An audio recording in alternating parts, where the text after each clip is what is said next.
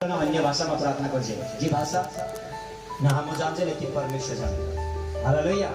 अन्य भाषा में दुआ करे लेकिन अन्य भाषा तो बोले बात हम का दे प्रेम के अनुसार भी करे को चलने वाले हालेलुया। प्रेम का अनुकरण भी करे और प्रेम के अनुसार करे। आनंद न उठाने की ये गलत है। कभी हम का दे आनंद उठावे न भी एक बात है गलत है हालेलुया। एक तो हम प्रेम के साथ रहे और अन्य भाषा में बोले और आनंद के साथ जीते हालेलुया।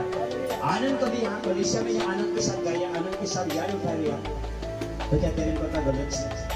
तेरे पता मनाव जे झूठे गाँव जे खुशी मनाव जे और परमेश्वर में कहा कि हम जीवन हालेलुया। एक दिन बहुत बोलते हैं तो निजाम दे दूँगा तू हालेलुया। कोई उठी के जगह जे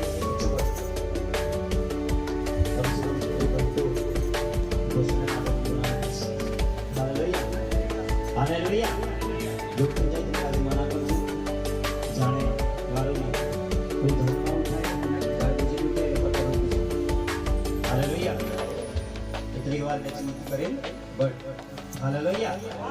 एक को तो आनंद उठावे तो दरवाजे से नियम आनंद